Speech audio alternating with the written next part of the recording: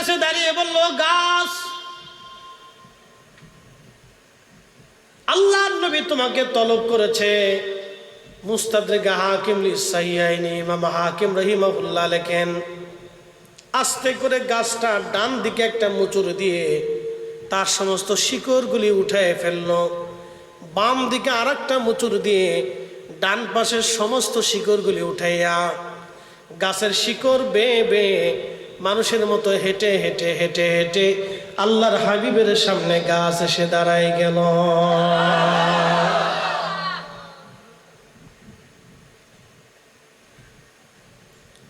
বেদুইন আশ্চর্য, আল্লাহর নবীর সামনে বেদুইন দাঁড়ানো, গাছও এসে মাথা ঝুঁকায় দিল, গাছও এসে মাথা ঝুঁকিয়ে দিল।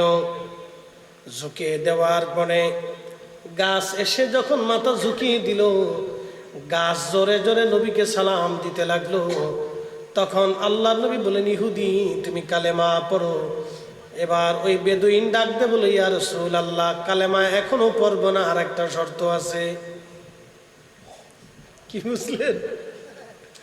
আরবের মানুষ রুক্ষ আবহাওয়াতে তাদের দিলগুলি ওইরকম রুক্ষ ছিল, খুব কঠিন রুক্ষ ছিল, তাদের মারাত্মক রুক্ষতা তাদের ছিল। বেদুইন বলতেছে, হুজুর কালেমা পড়ব না, কিন্তু শর্ত আর একটা আছে। বলে, আবার কি? বলে, এই গাছ যদি আবার আগের জায়গা স্থানে ফিরে চলে যায়, ওইখানে যায় বসে, তাহলে কালেমা পড়ব। আল্লাহর হাবিব ডাক দিলেন, গাছ তুমি তোমার স্থানে আবার পুনরায় ফিরে চলে যাও। গাছ হেঁটে হেঁটে হেঁটে হেঁটে জায়গায় চলে যেয়ে নিজের স্থানে আবার বসে গেল। এবার বেদুইন বলল, হুজুর আর না পড়ে দেন, লা ইলাহা ইল্লাল্লাহু মুহাম্মাদুর রাসূলুল্লাহ সাল্লাল্লাহু আলাইহি ওয়াসাল্লাম। কিন্তু এটার ওজন কত জানেন? আল্লাহু আকবার, এটার ওজন কত আমি আপনাদেরকে বুঝি।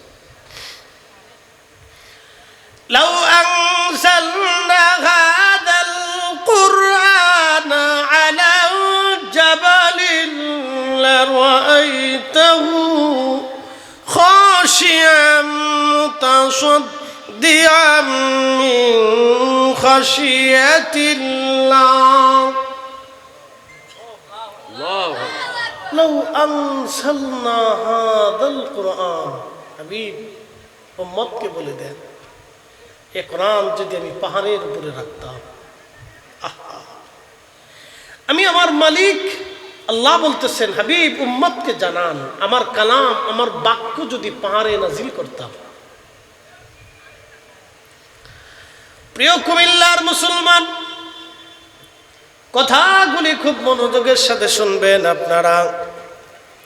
আমার মালিক আমার আল্লাহ বলতেছেন, হাবিব উম্মতকে জানান, এই কোরআন যদি আমি পাহাড়ের উপরে রাখতাম, লাউ আনজালনা হাদাল কুরআনা আলা জাবালিন লারাআইতাহু খাশিআম মুতাসাদ্দিআম মিন খাশিয়াতিল্লাহ।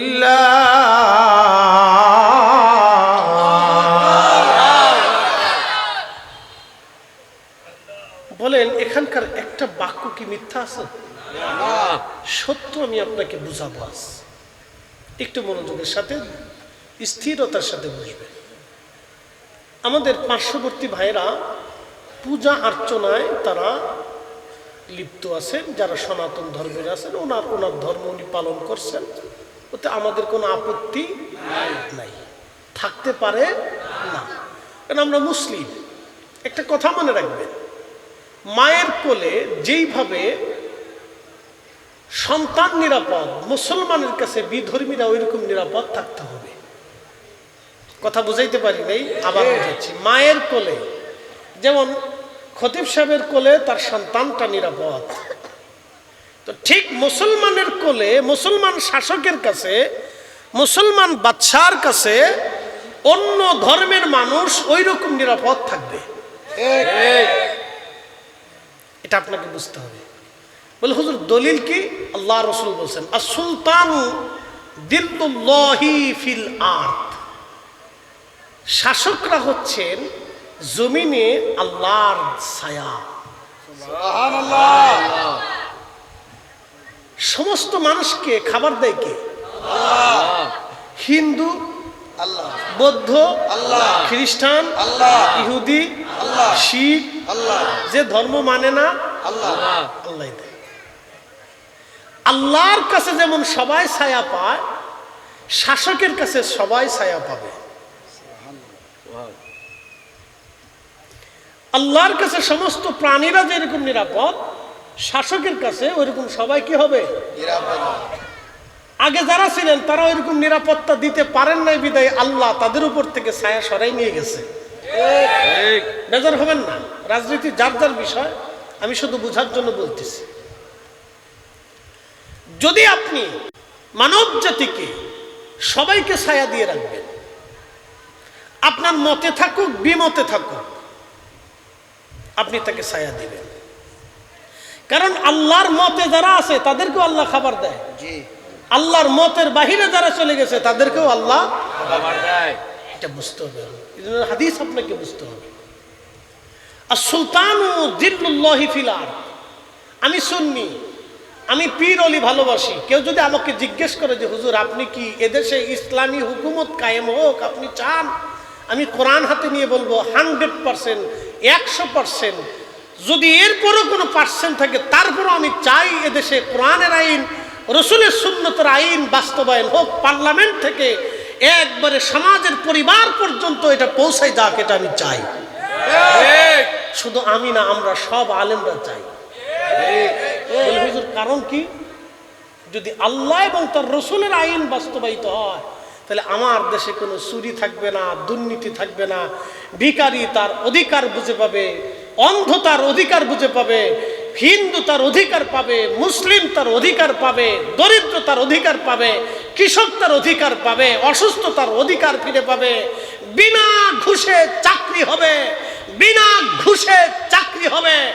এবং খাবার যার স্থান পর্যন্ত পাট পাট ভাবে আল্লাহর আইনে বাড়ি পর্যন্ত শাসকরা পৌঁছাই দিতে বাধ্য হবে। একসাথে বলেন আল্লাহু আকবার। এই আল্লাহর আইন, এটা পৃথিবীর কোন মানুষের বানানো আইন এখানে নাই। এর ভিতরে কার আইন? আল্লাহ। পৃথিবী কার আইনে চলে? আল্লাহ। আকাশের বৃষ্টিটা কার আইনে হয়? আল্লাহ। কয়দিন আগে খুব বৃষ্টি ছিল না? খুব বৃষ্টি। বৃষ্টির কারণে কমিটির হয়তো অনেকেই চিন্তা এসে গেছিল যে হুজুর আমরা কি করব। ইমাম সাহেবও জ্বালাতন করছে, মুয়াজ্জিন সাহেব বসে রয়েছেন, সভাপতি সাহেব আছেন। কিন্তু আল্লাহ আজকে আমাদেরকে বিনা দরখাস্তে, নিবেদনে, আবেদনে আল্লাহ আমাদেরকে সুযোগ করে দিচ্ছে। প্রিয় উপস্থিতি, কুমিল্লাবাসী, আমি ন্যায় বুঝি, অন্যায় বুঝি না। আমি কেন ন্যায় বুঝি? আমার দেশের অনেক জমি খেকো আছে, ভূমিদস্যু আছে, যারা মানুষের জমিন নিয়ে যায় আর কোনোদিন জমিন ফিরে দেয় না, টাকাও দেয় না। কি কথা বলেন না? বালু খেকো আছে, বালু উঠিয়ে নিয়ে চলে গেল, আপনাকে টাকা কোনোদিন আর দেয় নাই। গরিব মানুষ আর টাকা কোনোদিন বুঝে পায় নাই।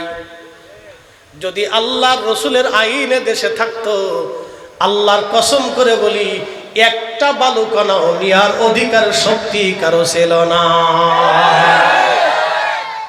আমি এটা বুঝি। একটা বালি কণা ডান বা মহার অধিকার কারো ছিল না। এই সাহস কেউ করতো না। এই সাহস করা চিন্তাও কারো মগজের ভিতরে আসতো না। আবার দেশের বহু গরিব মানুষ আদালতে বিচার পায় না। ঠিক বলে হুজুর কেন বিচার পায় না? মাল নাই। ঠিক। যেই দরিদ্র লোকটা আদালতের বারান্দায় বসে বসে নিভৃতে, যে মা বসে বসে কাঁদে, বাবা তার চোখের পানি আর আমার মায়ের চোখের পানি একই পানি। সে হিন্দু যদি কাঁদে তার চোখের পানি যেমন, মুসলমানের চোখের পানিও তেমন। ইসলাম শিখাচ্ছে এটা, আমার কোরআন এটা শিখিয়েছে, আমার রাসূল আমাদেরকে এটা শিখিয়েছেন, সাহাবা আজমাইন খোলাফায়ে রাশিদিন এটা শিখিয়েছেন। খোদার কোনো ধর্ম নাই, যার খোদা আছে তার কোনো কিন্তু ধর্ম নাই, তার কোনো জাত নাই, তার কোনো গোষ্ঠী নাই, তার কোনো দল নাই। খোদা যদি ফরিদি সাহেবের পেটে যেমন খতিব সাহেবের পেটে একই রকম খোদার যন্ত্রণা, যন্ত্রণা কিন্তু আপনারটাও যেমন আমারটাও তেমন। হিন্দুর যন্ত্রণা যেমন মুসলমানের যন্ত্রণাও তেমন, খ্রিস্টানের যন্ত্রণা যেমন ইহুদির যন্ত্রণাও তেমন, ইহুদির যন্ত্রণাও যেমন মুসলমানের যন্ত্রণাও তেমন।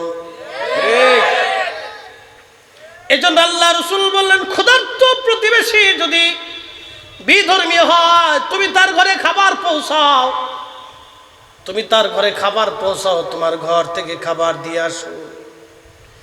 যদি তোমার ঘর থেকে খাবার দিয়ে আসো তাহলে তুমি মুমিন হবা। আজকে আমরা আসল সুন্নত ভুলে গেলাম। আমার প্রতিবেশী খাইলো কি খাইলো না আমরা একটা বারের জন্য খোঁজ খবর নেই না।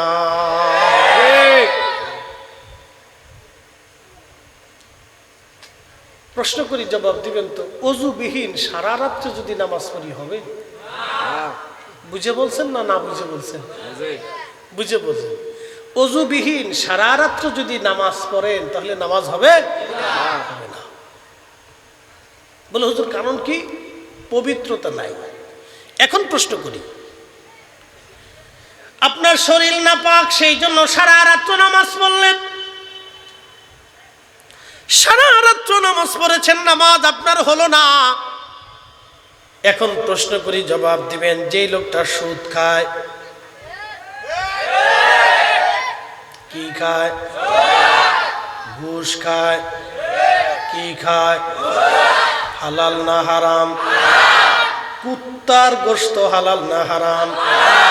কুত্তার গোশত খাইলে যেমন শরীর নাপাক হয়, দেহ নাপাক হবে, রক্ত নাপাক হয়ে যাবে, বডির ভিতরে নাপাক হয়ে যাবে। শুয়োরের গোশত খাইয়া হারাম শরীফে মাকামে ইব্রাহিমেও যদি নামাজ পড়েন, কিয়ামত পর্যন্ত হায়াত হলো যদি নামাজ পড়েন, নামাজ হবে না, কবুল হবে না, কবুল হবে না। সুদের টাকা দিয়া, ঘুষের টাকা দিয়া গরুর গোশত কিনে খাইলেও নামাজ হবে না।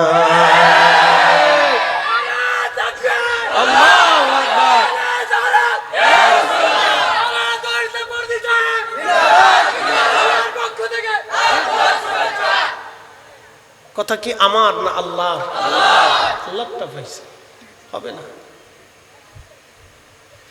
আমরা যদি এই দিন বুঝতাম, আসল ধর্মটা বুঝতাম, ৬৩ বছরের জীবনে আল্লাহর নবী একটা মিথ্যাও কোনোদিন বলেন নাই, ঠিক কিনা? ৬৩ বছরের জীবনে রাহমাতুল লিল আলামিন কোনোদিন আমানত চুল পরিমাণ ডাইন বাম করেন নাই। ৬৩ বছরের জীবনে আল্লাহ নবী অন্যায় ভাবে কাউকে একটা থাপ্পড় পর্যন্ত মারেন নাই। খুব মনোযোগ দিবেন। সেই নবীর উম্মত আমরা, যিনি হাতে কলমে আমাদেরকে শিক্ষা দিয়ে গেলেন ইসলাম এবং মুসলমান কেমন হতে হবে। প্রিয় মুসলমান, কথাগুলি খুবই মনোযোগের সাথে শুনে যাবেন। আজ বাস্তবতা থেকে বলে দিয়ে যাই, বিশ্ববিখ্যাত আল্লাহর একজন ওলি ছিলেন, তার নাম হযরতে বু আলী কলমদর রহমাতুল্লাহ আলাইহি। বু আলী কলমদর, বু আলী কলমদরের পবিত্র মাজার হচ্ছে বর্তমানে ভারতের পানিপথ। পানিপথে কালেমার দাওয়াত দেওয়ার জন্য বু আলী কলমদর তিনি আসলেন পানিপথে কালেমার দাওয়াত দেওয়ার জন্যে। তিনি যখন কালেমার দাওয়াত দিতে আসলেন, ওই এলাকা সনাতন হিন্দু অধ্যুষিত এলাকা। ও দেশের পানিপথের যিনি হিন্দু রাজা ছিলেন তিনি মিটিং বসে গেলেন। মিটিংয়ের মধ্যে তিনি বললেন, এই মুসলমানকে এই জমিন থেকে তাড়ায় দাও, মুসলিম দরবেশকে তাড়ায় দাও। যদি এই দরবেশ এই দেশে থাকে তাহলে মুসলমান সব হয়ে যাবে, একে যে কোনো মূল্যে তাড়ায় দিতে হবে। হিন্দু রাজা মিটিংয়ে বসে গেলেন। রাজ দরবারে পুরোহিত, ব্রাহ্মণ, ঠাকুর এবং তাদের সাধু সন্ন্যাসী, গণক, দার্শনিক, তাদের যা যা ছিল সবাইকে নিয়ে বসে গেলেন। সৈন্য সামন্ত, আমির, ওমরা, রাজা, বাদশাহ এবং জমিদার সবাইকে নিয়ে তিনি মিটিং শুরু করলেন। সাধু সন্ন্যাসী যারা ছিলেন তারা বলতেছেন, বাদশাহ আপনাকে বলতেছি, ওনাকে দেশ থেকে তাড়ানো যাবে না। যদি আপনি ওনাকে তাড়াইতে চান, মারতে চান, হত্যা করতে চান, তাহলে আপনার রাজত্ব এ জমিনে থাকবে না, কারণ ওনার কাছে আধ্যাত্মিক একটা ক্ষমতা আছে। সুবহানাল্লাহ বলবেন না? আধ্যাত্মিক একটা ক্ষমতা ওনার কাছে আছে। আধ্যাত্মিক পাওয়ার বলে ওই পাওয়ারটা কোথার থেকে আসে? বলে অদৃশ্য থেকে আসে। মালিককে? এই যে লাইট জ্বলতেছে, এই লাইটের পিছনে একটা শক্তি আছে, শক্তির নাম বিদ্যুৎ। কি আছে? বিদ্যুৎ। আচ্ছা বলেন, বিদ্যুৎ যিনি চালান তিনি কে? অদৃশ্য থেকে এই বিদ্যুতের ক্ষমতা যিনি দিলেন তিনি আমার আল্লাহ। এই জন্য কোরআন আল্লাহ বলে দিলেন, আল্লাহু আলা কুল্লি শাইইন কাদির।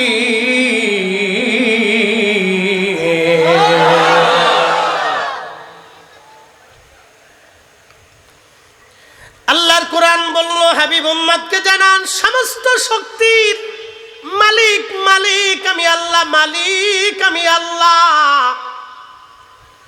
আপনাদের সামনে যিনি কথা বলতেছেন তিনি বক্তা ফরিদি সাহেব। ওনার ভিতর থেকে যিনি অদৃশ্যভাবে শক্তি কাজ করেন, মালিককে?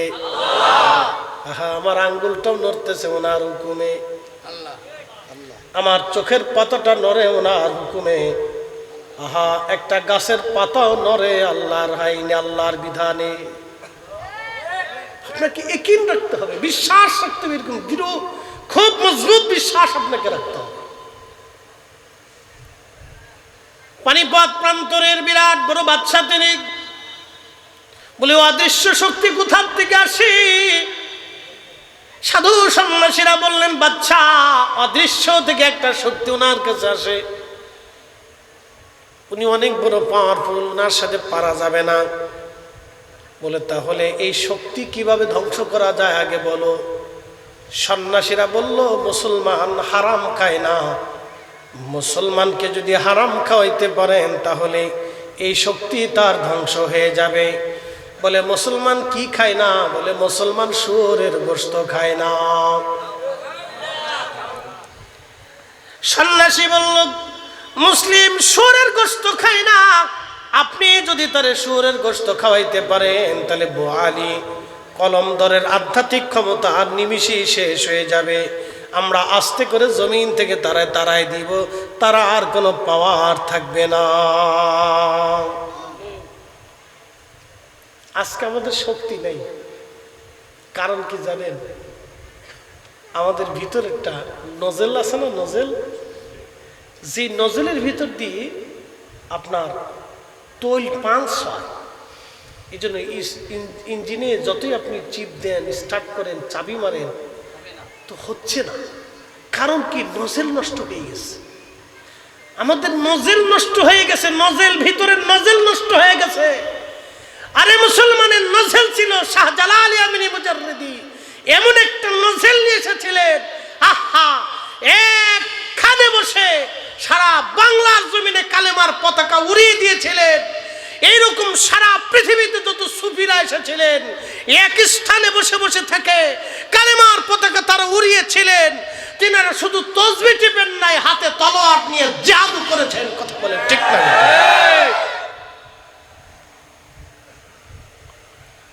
প্রিয় উপস্থিতি, কথাগুলি খুব মনোযোগের সাথে শুনে যাবেন। আজ বাণী কলমদার রহমতুল্লাহ আলাইহি ওনার নজল নষ্ট করার জন্য বাদশা বলতেছে, রাজা পানিপথের রাজা বলতেছে কি করা যায়, বলে শুয়োর এনে জবাই করে আপনি ফ্রাই করে কালাভুনা ধলাভুনা সুন্দর করে রান্না বান্না করে পাঠাই দেন, যদি একবার খাইতে পারে তো শেষ। আপনি মুসলমানের ক্ষমতা বুঝে যান। আজ আমাদের অনেক ইবাদত আছে কিন্তু কবুল হয় না, অনেক বুজুর্গি আছে কিন্তু মঞ্জুর হচ্ছে না। আমি ঢাকাতে আমার হাসনাবাদের জমি ব্যবসায়িক যারা, তো ভদ্রলোকের কাছে বসে রয়েছে ওনার অফিসে। এক ভদ্রলোক আসছে, মাথায় টুপি, মুখে দাড়ি, গায়ে পাঞ্জাবি, আজ থেকে 4-5 মাস আগে।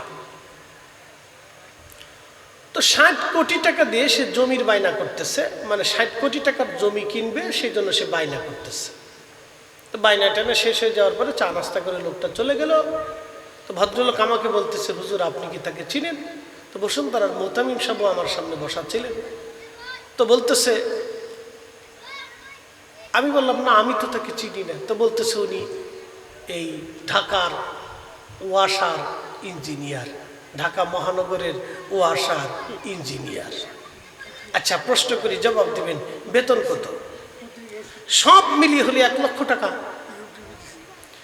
বছরে হলো 12 লক্ষ টাকা। ওনার ফ্যামিলির খরচা আছে ধরেন 6 লক্ষ টাকা, ওনার অতিরিক্ত থাকে 6 লক্ষ টাকা। তো বছরে যদি 6 লক্ষ টাকা সে রুজি করে, তাহলে এই 60 কোটি টাকা হতে হলে কত বছরের দরকার হয়? মাথায় টুপি, মুখে দাড়ি, গায়ে পাঞ্জাবি। আমাকে বললো, হুজুর দেখেন তো ওনাকে চিনা যায় কিনা, বোঝা যায় কিনা। আমি বললাম যে এত বড় সুর, আগে তো জানতাম না যে সুরও টুপিওয়ালা হয়, দাড়িওয়ালা হয়, জুব্বাওয়ালা হয়। মোহতামিম সাহেব বলতেছে, হুজুর মানুষ চিনার কায়দা আছে। বললাম কেমনি চিনবেন হুজুর, আপনি দেখেন এই অবস্থা।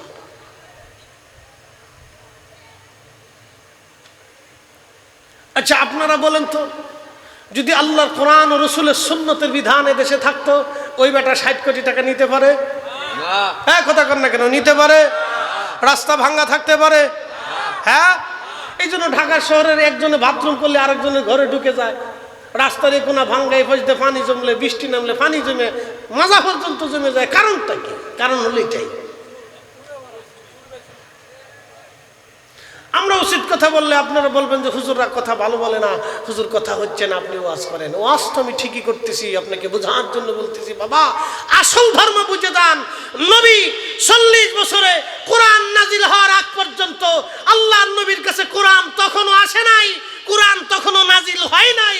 তখন আল্লাহ রসুল একটা মিথ্যা বলেন নাই, কোন নারীর দিকে কোন নজরে তাকান নাই, আল্লাহর নবী জীবনে আমানত নষ্ট করেন নাই, অন্যায় ভাবে থাপ্পড় মারেন নাই। বরং এদেশের এই জমিনের সেই সময়ের যুদ্ধ বিগ্রহ, অন্যায় খুন খারাপি বন্ধ করার জন্য আল্লাহর নবী হিলফুল ফুজুল সংগঠন তৈরি করে ওই জমিনে শান্তি প্রতিষ্ঠিত করেছে। একসাথে বলা যাবে না আল্লাহু আকবার। হিলফুল ফুজুল। আপনাকে রসুলের জীবনের দিকে যদি তাকান, আর কারো জীবনের দিকে তাকানো লাগে না। প্রিয় উপস্থিতি, হযরতে বু আলী কলমদার, বু আলী কলমদার, বু আলী কলমদার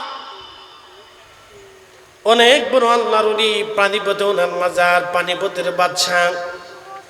সুন্দর করে শুয়োর এনে জবাই করে রান্না করে গরুর গোশত চালাইয়া লোক লস্কর দিয়া খুব সম্মানের সাথে হুজুর বু আলী কলমদার রহমাতুল্লাহ আলাইহির বারগাহে পাঠাই দিলেন। খাদেম যারা ছিলেন তারা চিন্তা, খুবই খুশি, বাদশাহ আজকে হাদিয়া পাঠাইছে। এদেশের বাদশাহ বুঝি বু আলী কলমদারের ভক্ত হয়ে গেছে। কিন্তু খাদেমরা, মুরিদরা, ছাত্র যারা ছিল তারা তো জানে না বাদশার মনের ফন্দি কি আছে। আমাদের কাছে যেমন মোবাইল আসে, মেসেজ আসে, বসে আছি, কেউ মেসেজ করবে, ফরিদি সাহেব আমি অমুক জায়গায় বেড়াইতে গেছি, আপনারা কেউ দেখলেন না কিন্তু আমি দেখলাম। আমার স্ত্রী মেসেজ দিয়ে বললেন, এই তুমি কোথায় আছো, কখন আসবো, আমাকে দিও। আমি শুধু দেখলাম, আপনারা কেউ দেখবেন না। এখন তো মোবাইলে মেসেজ আসে, কিন্তু সেই সময় আল্লাহর ওলিদের কাছে আল্লাহর পক্ষ থেকে আধ্যাত্মিকভাবে তাদের কালবে মেসেজ আসতো। কথা বলেন ঠিক কিনা? খাবার সামনে আলী কলমদার রহমাতুল্লাহ আলাইহি খাবার খাবে, আল্লাহর পক্ষ থেকে মেসেজ আসছে, বন্ধু খাবার খাইও না, এই খাবারটা গরুর গোশত না, এটা শুয়োরের গোশত। যদি খাও আমি রব্বে করিম তোমার সব নিয়ামত উঠাই নিয়ে চলে আসবো। আলী কলমদার ডাক দিয়ে বলল, বেটারা সাবধানে খাবারে হাত দিবা না, এ খাবার হালাল না রে বেটারা, এই খাবার হালাল না, এটা গরুর গোশত না, সবটুকুনি শুয়োরের গোশত।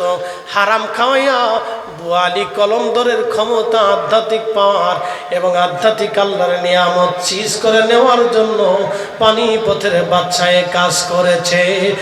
আলীর কাছে রব্বে করিমের পক্ষ থেকে মেসেজ এসে গেছে, সংবাদ এসে গেছে।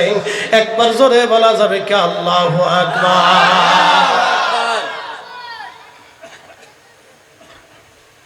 হালাল খাবার, জোরে বলেন কোন খাবার? আরো জোরে, জোর হয় না কেন? জোরসে বলো। এটা না হলে কাজ হবে না। এই যে বুড়া কলা সারা জীবন সজদা দিবেন, মক্কা ঘর ধরে কাঁদবেন, আল্লাহ শয়তানে কেমন সর্বনাশ, তোর মতো সিটার আমি দুনিয়ার দেখি রে।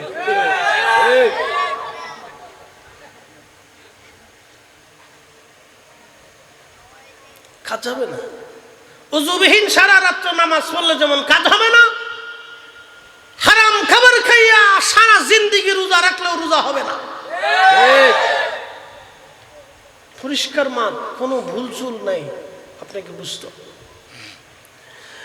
লাউ আনজালনা হাদাল কুরআন আলা জাবালিন লারাআইতাহু খাশিআন মুতাসাদ্দিআন মিন খাশিয়াতিল্লাহ।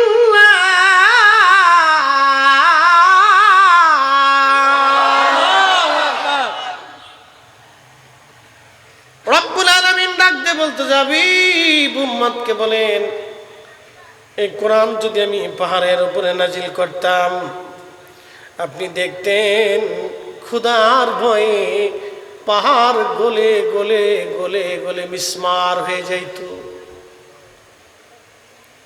যদিও পুস্তিকা আকারে আপনাদের সামনে উপস্থাপন করা হয়েছে, কিন্তু ওজন বিরাট ওজন। বুঝিয়ে দিয়ে যাচ্ছি কোরআন কিভাবে সত্য। আপনি খুব স্থিরতার সাথে আজ কোরআনের সত্যতা বুঝে নেবেন। আপনাকে বুঝাচ্ছি কোরআন কিভাবে সত্য হলো। এই কোরআনে আল্লাহ বলেন, কুল্লু নাফস, এমন কোনো জীবন নাই রে, দাইকাতুল মউত, মরণের স্বাদ আস্বাদন করতে না হবে। সৃষ্টির মধ্যে যার জীবন আছে তাকে মরা লাগবে।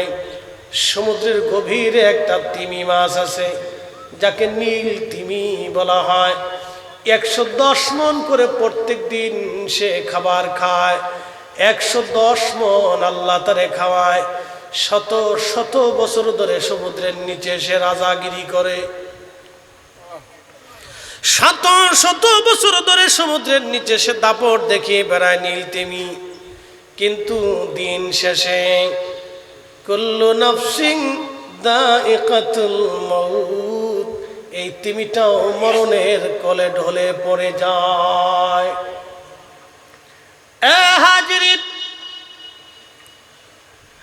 খুবই মনোযোগ দিবেন। কোরআন কত সত্য করে বলে দিল। বিজ্ঞান গবেষণা করে জানাইলো পৃথিবীতে 4 লক্ষ প্রজাতির জীব জীবন আছে। 4 লক্ষ প্রজাতির জীব জীবন আছে পৃথিবীর মধ্যে। এমন কোন জীব জীবন নাই রে তার মরণের স্বাদ আস্বাদন করা না লাগে। 1450 বছর আগে কোরআনে আমার রব আমাদেরকে জানিয়ে দিলেন, বান্দা তোমাকে মরতেই হবে। কুল ইন্নাল মাউতাল্লাযী তাফিরুনা মিনহু ফাইন্নাহু মুলাকীকুম। একদিন মাটি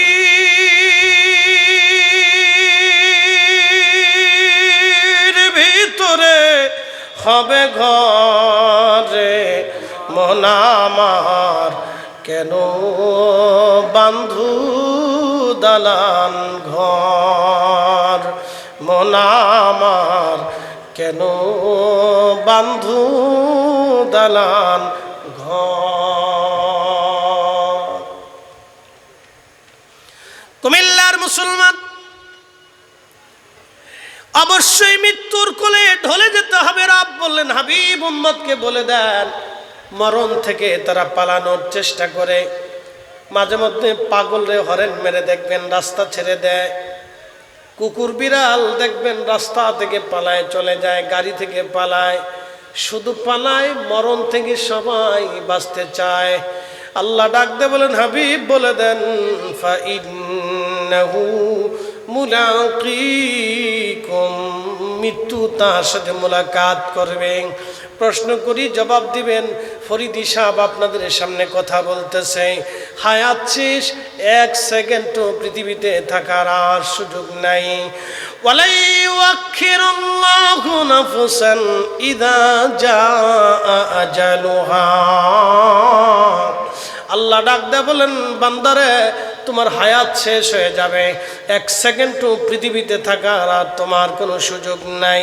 আর হায়াত যদি একবার শেষ হয়ে যায়, পৃথিবীতে ফিরে আসার আর কোনো সুযোগ নাই, পৃথিবীতে ফিরে আসার আর কোনো সুযোগ নাই। আর একবার হায়াত শেষ হয়ে গেলে দুনিয়াতে থাকার আর কোনো সুযোগ নাই। জবাব দিবেন, আপনাদের পাশে গোরস্থানে আমতলায় জামতলায় কত মানুষ কবরে চলে গেল, আমাদের বাবা দাদা নানারা পূর্বপুরুষরা কবরে চলে গেছে, আর তারা ফিরে আসে নাই। জবাব দিবেন, আপনাদের সামনে যিনি কথা বলতেছেন তিনি আসল ফরিদি সাহেবকে আপনারা দেখেন নাই, শুধু বাহিরের বডি আপনারা দেখেছেন, স্ট্রাকচার আপনারা দেখেছেন। ফরিদি সাহেব আপনাদের স্ট্রাকচার আপনাদের সামনে কথা বলতেছে। যেখানে আল্লাহর হুকুম আসবে তখন অরিজিনাল ফরিদি সাহেবকে ভিতর থেকে নিয়ে যাওয়া হবে। আচ্ছা, এতটা বছর আপনাদের সামনে ওয়াজ করলাম, একটা দিনের জন্য ভিতরের ফরিদি সাহেবকে আপনারা দেখেন নাই। যখন মালিক হুকুম করবেন তখনই আজরাইল আলাইহিস সালাম এসে নিয়ে চলে যাবেন। যাকে নেওয়া হলো তাকেও দেখা গেল না, যিনি নিয়ে গেলেন মালাকুল মউত তাকে দেখা গেল না। যেই জগতে নিয়ে যাওয়া হচ্ছে সেই জগতও দেখা গেল না, যার হুকুমে নিয়ে যাওয়া হলো তাকেও দেখা গেল না। খুব মনোযোগ দিবেন, কিন্তু নিয়ে যাওয়া হলো সত্য, আমিও সত্য, আমাকে নিয়ে যাবে সেটাও সত্য, যিনি নিয়ে গেলেন তিনিও সত্য, যার হুকুমে নিয়ে যাবেন তিনিও সত্য, যেই জগতে কবরে নিয়ে যাওয়া হবে সেই জগতও সত্য। কি কথা কন না কেন, ঠিক কিনা? তাহলে বলেন, এই কোরআনের বাক্যে কোনো ভুল আছে? হ্যাঁ হ্যাঁ, জোরে বলেন, আছে? আছে? ইসলামের মতো বিশুদ্ধ ধর্ম আর পৃথিবীতে একটাও। আপনাকে যদি আমি প্রমাণ দিতে থাকি তো সারা রাত্র দিতে পারবো, আপনি বুঝতে হবে, শুধু স্থিরতার সাথে বুঝবেন। আবার বলি, আমার ভিতরের অরিজিনাল ওনাকে কি দেখা গেছে? আপনার ডানে বামে পিছনে সামনে যারা বসে আছে তাদের স্ট্রাকচার, বাহিরের এই আল্লাহর দেওয়া এই বডিটা আপনারা দেখতেছেন, কিন্তু ভিতরে যিনি আছেন তাকে কি দেখা গেল? দেখা যায় না। কিন্তু যিনি নিয়ে চলে যাচ্ছেন মালাকুল মউত আজরাইল, তাকে কি দেখা গেল? কিন্তু তোমরা তাকে বিশ্বাস করতে হবে। কি করতে হবে? বিশ্বাস করতে হবে। যাকে নিয়ে যা হলো তাকেও দেখা গেল না, যিনি নিলেন তাকেও দেখা গেল না, যেই জগতে নিবেন সেই জগতও দেখা গেল না, যার হুকুমে নিলেন তাকেও দেখা গেল না। কিন্তু তিনি বলতেছেন, ইন্না লিল্লাহ, নিশ্চয় আমরা আল্লাহর জন্যে, ওয়া ইন্না ইলাইহি রাজিউন, আমরা আবার সবাই আল্লাহর কাছেই ফিরে চলে যাব। একসাথে বলা যাবে আল্লাহু আকবার। ফিরে যাব কার কাছে? কার কাছে? আল্লাহও দেখা গেল না, জগতও দেখা গেল না, কিন্তু যিনি নিলেন তাকেও দেখা গেল না। যাকে নেওয়া হলো তাকে দেখা গেল না, কিন্তু তিনি আসলেন সত্য। 60 বছর পৃথিবীতে বিচরণ করলেন, তিনি দুনিয়ার থেকে চলে গেলেন, দেখা গেল না। তাকে নিয়ে যা হলো দেখা গেল না। তার মানে বোঝা গেল মানব জীবন সত্য, মানুষ সত্য, যাকে নিয়ে যা হলো সে সত্য, যে নিল সেও সত্য, যেই জগৎ নিল সেই জগৎও সত্য, যেই মালিকের হুকুমে নিল সেই মালিকও সত্য। কিয়ামতের ময়দানে আবার দাঁড় করানো হবে, সেই কিয়ামতের মাঠও সত্য। বিচারের পরে হয় জান্নাত না হয় জাহান্নামে পাঠানো হবে, এটাও সত্য। আমরা মায়ের রেহেমে ছিলাম, এটাও সত্য। মায়ের রেহেমে আসার আগে রুহের জগতে ছিলাম, এটাও সত্য। তার মানে আল্লাহ রসুলের বাক্য একটাও মিথ্যা না, আল্লাহর কোরআনের একটা শব্দ মিথ্যা না। কথা বলেন ঠিক না? এত বিশুদ্ধ ধর্ম পাওয়ার পরে একটু আলহামদুলিল্লাহ বলা যাবে না? এক বেদুইন এসে বলতেছে, ইয়া রাসূলুল্লাহ, আপনি নাকি নবী? বলতেছে হা। অ্যাটেনশন, ইয়া রাসূলুল্লাহ, না ইয়া রাসূলুল্লাহ বলে নাই, ও মুহাম্মদ আপনি নাকি নবী? বলে হা। কি করে বিশ্বাস করবো যে মুহাম্মদ তুমি নবী? বলে কি এমন দেখলে তুমি বিশ্বাস করবে বেদুইন বলো তো? বলে মুহাম্মদ, ওই যে গাছ আছে মরুভূমিতে, আপনার যে দেখবেন আরবে বিভিন্ন জায়গায় কিছু কিছু গাছ আছে, মরুর ভিতরে, পাহাড়ের ভিতরে, কোনাতে, বালির ভিতরে গাছ বেঁচে আছে। আচ্ছা বলেন তো বাসায় কে? সর্বনাশ, কি গরমের গরম, বাপরে বাপ। গরমে এবছর যারা হজ করছে, আমার হজে আমার তাবুর পাশে এক মিশরি হাজি ছটফট করে মরে গেল গরমে, ছটফট করে গরমে মরে গেল, প্রচন্ড গরমে। এরকম লু হাওয়া না, থাক থাক থাক থাক থাক, লু হাওয়া, প্রচন্ড গরমে হাজি মরে গেল। বাপরে বাপ কি গরম, আরবের গরম, 45-50 ডিগ্রি সেলসিয়াস। পানির পর পানি খাইলেও তৃষ্ণা নিবারণ হয় না, এমন গরম।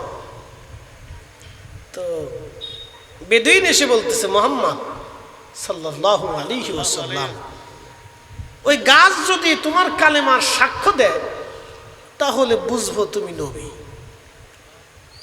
আল্লাহ রসুল বলছেন, বেদুইন তুমি যে গাছের কাছে দাঁড়ায় বলো, হে গাছ তোমাকে আল্লাহর নবী তলব করেছে। জোরে, আরো জোরে। আমার ধর্ম যে সত্য এটা আপনাকে বুঝতে হবে না? আপনি কেন হালাল খাবেন? আপনি কেন এই আল্লাহর আইনে নিজের জীবনকে পরিচালিত করবেন? এটাকে আপনাকে বুঝতে হবে আগে। বুঝলে আপনার ভিতরে ইয়াকিন তৈরি হলে তখন অটোমেটিক আপনাকে আর কারো হুজুরের ওয়াজ করা লাগবে না, আপনি আপনার ভিতর থেকে ওয়াজ আসবে। আপনাকে আগে বুঝতে হবে যে আমি কেন এই ধর্মটা মানব, কেন এই কোরআনের বিধান মেনে চলবো, কেন আল্লাহ রসুলের সুন্নতের বিধান আমি জীবনে মেনে চলবো। আপনাকে আগে বুঝতে হবে। মুহাম্মদ সাল্লাল্লাহু আলাইহি ওয়াসাল্লাম, বেদুইন যে গাছের কাছে দাঁড়িয়ে বলল, গাছ আল্লাহর নবী তোমাকে তলব করেছে।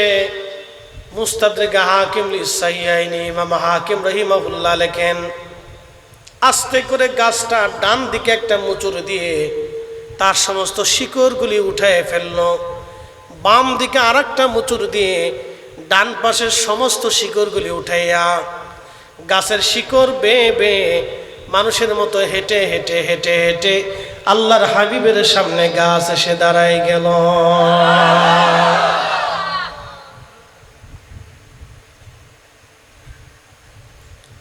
বেদুইন আশ্চর্য, আল্লাহর নবীর সামনে বেদুইন দাঁড়ানো, গাছও এসে মাথা ঝুঁকায় দিল, গাছও এসে মাথা ঝুঁকিয়ে দিল। ঝুঁকিয়ে দেওয়ার পরে গাছ এসে যখন মাথা ঝুঁকিয়ে দিল, গাছ জোরে জোরে নবীকে সালাম দিতে লাগলো। তখন আল্লাহর নবী বলেন, ইহুদি তুমি কালেমা পড়ো। এবার ওই বেদুইন ডাকতে বলে, ইয়া রাসূলুল্লাহ, কালেমা এখনো পড়ব না, আর একটা শর্ত আছে। কি বুঝলেন? আরবের মানুষ রুক্ষ আবহাওয়াতে তাদের দিলগুলি ওইরকম রুক্ষ ছিল, খুব কঠিন রুক্ষ ছিল, তাদের মারাত্মক রুক্ষতা তাদের ছিল। বেদুইন বলতেছে, হুজুর কালেমা পড়ব না, কিন্তু শর্ত আর একটা আছে। বলে আবার কি? বলে এই গাছ যদি আবার আগের জায়গা স্থানে ফিরে চলে যায়, ওইখানে যায় বসে, তাহলে কালেমা পড়ব। আল্লাহর হাবিব ডাক দিলেন, গাছ তুমি তোমার স্থানে আবার পুনরায় ফিরে চলে যাও। গাছ হেঁটে হেঁটে হেঁটে হেঁটে জায়গায় চলে যেয়ে নিজের স্থানে আবার বসে গেল। এবার বেদুইন বলল, হুজুর আর না পড়ে দেন, লা ইলাহা ইল্লাল্লাহু মুহাম্মাদুর রাসূলুল্লাহ সাল্লাল্লাহু আলাইহি ওয়াসাল্লাম। তুমি রহমান, তুমি মেহেরবান, তুমি রহমান, তুমি মেহেরবান। অন্ধ গাহে না শুধু তোমারি গুণগান, অন্ধ গাহে না শুধু তোমারি গুণগান, বুঝেও বুঝে না তব শান। তুমি রহমান, তুমি মেহেরবান। আল্লাহুম্মা সাল্লি আলা সাইয়্যিদিনা মাওলানা মুহাম্মদ ওয়া আলা আলি সাইয়্যিদিনা মাওলানা মুহাম্মদ। বন্ধু আমার, খুবই মনোযোগের সাথে শুনে যাবে না। তাহলে বলেন, আমাদের নবী সত্য না মিথ্যা? এখন প্রশ্ন করবেন, সেই জমানার কথা কেন বললেন? নতুন জমানার কথা বলেন। আল্লাহর নবী ইন্তেকাল করেছেন 1450 বছর আগে। কত বছর আগে? 1450 বছর আগে। কিন্তু আপনি যদি নবীর সুঘ্রাণ নিতে চান, এখনো পৃথিবীর 2টা জায়গা আল্লাহর নবীর সুঘ্রাণ পাবেন। সুবহানাল্লাহ বলবেন না? কয় জায়গা? 2 জায়গার পরিচয় আজকে আমি দিয়ে যাব। যদি কোনোদিন যাওয়ার সুযোগ হয়, নিজে সুঘ্রাণ নিয়ে আসবেন। 1 নম্বর বাইতুল আকসা। যেই বাইতুল আকসা নিয়ে ইহুদিদের সাথে আমাদের লড়াই আজও চলমান আছে। ওই ফিলিস্তিনে আজকে খবরে দেখলাম 42,000 ফিলিস্তিনি এই পর্যন্ত জিহাদে শহীদ হয়ে গেছে। যদিও এটা খবরের পরিসংখ্যান, কিন্তু আরো বেশি। ধরেন লক্ষখানিক ফিলিস্তিনি এই পর্যন্ত শহীদ হয়েছে 1 বছরে। 75 বছর ধরে ফিলিস্তিনি মুসলমানদের বাড়ি ঘরগুলি দখল করে জালিমরা হত্যা করতেছে তাদেরকে, কিন্তু 75 বছরে তারা মাথা নত করে নাই। বলে হুজুর কারণ কি? ওই জমিনে সাইয়েদুনা ইব্রাহিম আলাইহিস সালাম ঘুমিয়েছেন। ওই মসজিদ যিনি তৈরি করেছিলেন, তেনার নাম হযরতে ইয়াকুব আলাইহিস সালাম। তেনার বাবার নাম হযরত ইসহাক আলাইহিস সালাম। তেনার বাবার নাম সাইয়েদুনা ইব্রাহিম খলিলুল্লাহ আলাইহিস সালাতু ওয়াস সালাম, যিনি আমাদের মিল্লাতের বাবা, আমাদের মিল্লাতের বাবা, আমাদের মিল্লাতের বাবা। মিল্লাত আবিকুম ইব্রাহিম হুয়া সাম্মাকুমুল মুসলিমিন।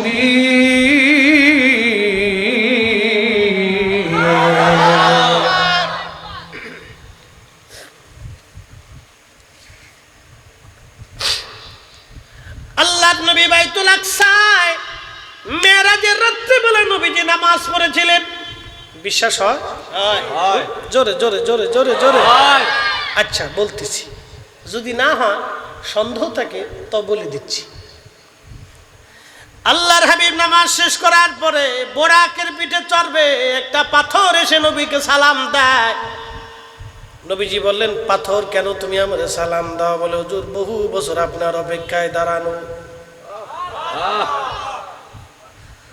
বাবাজি, আমরা আহলে সুন্নাত ওয়াল জামাতের অনুসারী যারা আছি, আমাদের কথা কাজকে আপনারা ছোট করে দেখবেন না।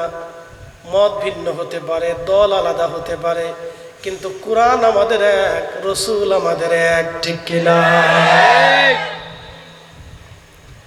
আমাদের দলীয় সংগঠন ভিন্ন হতে পারে, কিন্তু কোরআন আমাদের এক, রসুল করিম আমাদের এক। পাথর এসে রসুলকে সালাম দেয়। নবীজি বলেন, পাথর কেন দাঁড়ানো? বলি, ইয়া রাসূলুল্লাহ, বহু বছর ধরে আপনার অপেক্ষায় আমি দাঁড়ানো আছি, শুধুমাত্র আপনার পবিত্র কদম মোবারকের ধুলির আশায়। কবি কাজী নজরুলের কথাটাকে ছোট করে দেখতে পারেন না, কত চমৎকারে তিনি লিখেছেন, আমি যদি আরব হতাম মদিনারি পথ, সেই পথ দিয়ে হেঁটে যাইতেন নূর নবী হাজরাত, নূর নবী হাজরাত।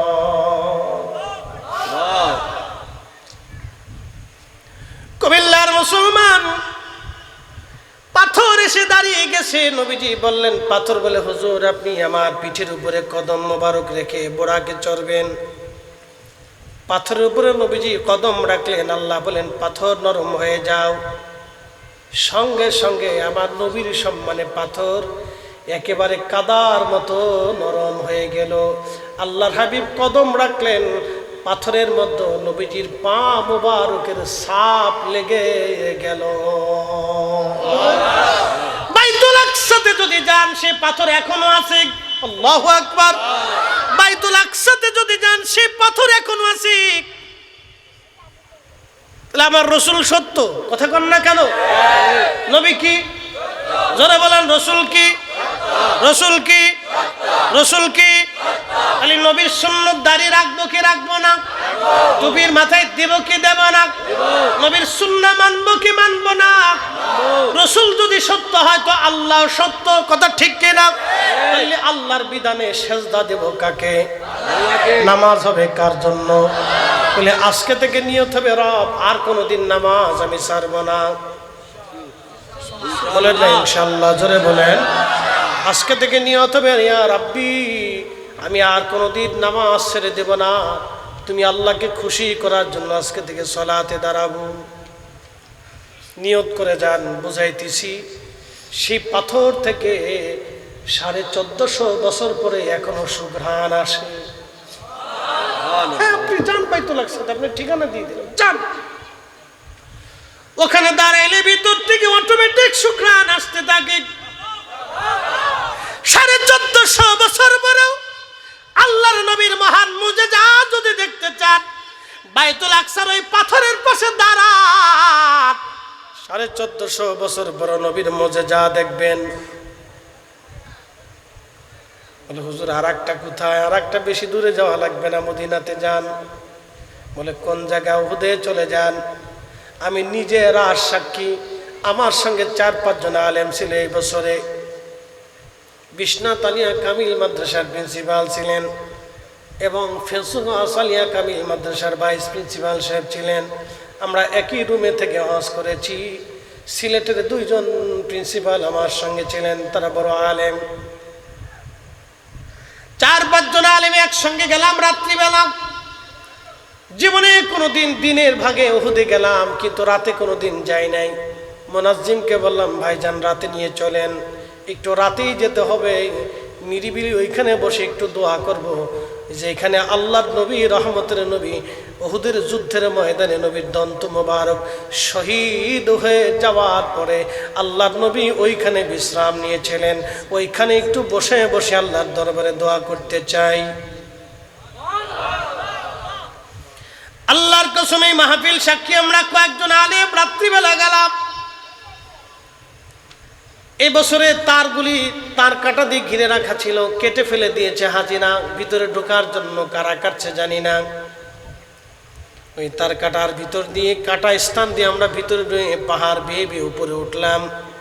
ওঠার পরে দেখি যে এখানে উহুদের পাহাড়ের পার্শ্ববর্তী স্থানে ফাঁকা জায়গা সিমেন্ট দিয়ে সুন্দর করে সৌদি সরকার লাগাই দিয়েছে, যাতে ভিতরে কেউ ঢুকতে না পারে। জানালার মতো একটু কেটে রাখা হয়েছে যাতে ভিতরে মুখ দিয়ে কেউ দেখতে পারে। আল্লাহু আকবার। আমি রাত্রিবেলা গেলাম, আমরা কয়েকজন যখন ওইখানে উঠলাম, উঠার পরে লক্ষ্য করলাম বাতাসের মাধ্যমে, আল্লাহু আকবার, বাতাসের মাধ্যমে উহুদ পাহাড়ের ওইখান থেকে আল্লাহর জান্নাতের সুঘ্রাণ আসতেছে। আল্লাহর কসম করে বলি, আমি নিজের আর সাক্ষী, আমার নাককে তো ফাঁকি দিতে পারি না।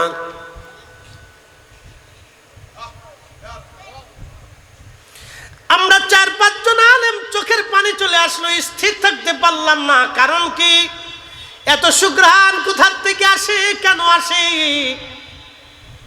যিনি হজের গাইডলাইন ছিলেন তিনি বললেন, আমি 30 বছরে প্রায় হজ করায় কোনোদিন আসি নাই, আজকে জীবনের প্রথম রাত্রিবেলা আসছি এখানে।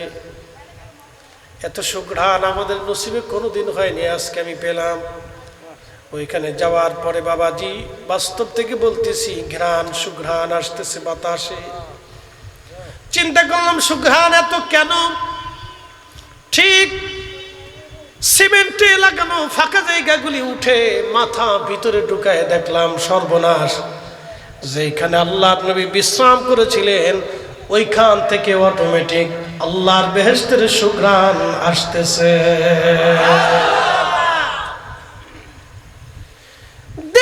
অনেক সময় এশার নামাজ পড়লাম, নফল পড়লাম, মুনাজাত করলাম, দোয়া করলাম, কোরআন তেলাওয়াত করলাম, দুরূদ শরীফ পড়লাম, মিলাদ শরীফ পড়লাম। ওইখানে দীর্ঘ সময় আমরা যত সময় বসেছিলাম তত সময় আল্লাহর বেহেশতের ঘ্রাণ আসতে লাগলো। যদি আপনি বাস্তব নবীর মুজিজা দেখতে চান, 1450 বছর পরেও যদি আপনি সুঘ্রাণ পেতে চান, ওইখানে যায় দেখবেন এখনো সুঘ্রাণ ওইখান থেকে আসে। জোরে বলবেন কি মারহাবা? সত্য না মিথ্যা? কোরআন সত্য না মিথ্যা? নবী সত্য না মিথ্যা? কবর সত্য না মিথ্যা? আখিরাত সত্য না মিথ্যা? পরকাল সত্য না মিথ্যা? তাহলে আজকে থেকে নিয়ত করে যাবেন, আল্লাহর নামাজ ছাড়বো না, হারাম খাবো না, নামাজ ছাড়বো না, হারাম খাবো না, নামাজ ছাড়বো না, হারাম খাবো না। নিয়ত করে যাবেন। ইচ্ছা অনিচ্ছা আপনার বাবাজি। কবর কিন্তু বাস্তব, যেতেই হবে, কোনো উপায় নেই, কারো ছাড় নেই। কত রাজা মহারাজা কবরে চলে গেছে, কবরের চিহ্ন পর্যন্ত পৃথিবী থেকে মুছে গেছে। তাদের কবরের পাশে গরু গাধারা ঘাস খায়, কিন্তু তাদের আর কোনো ক্ষমতা আজকে নাই। বাবাজি, আমরাও কবরে চলে যাব, হারিয়ে যাব কবর দেশে। আমরা মহাজগতের দিকে রওনা হয়ে যাব। কোন জগৎ? আল্লাহর কোরআনে বলে দিলেন, আল্লাহ জাযাউহুম ইনদা রাব্বিহিম জান্নাতু আদনিন তাজরি মিন তাহতিহাল আনহার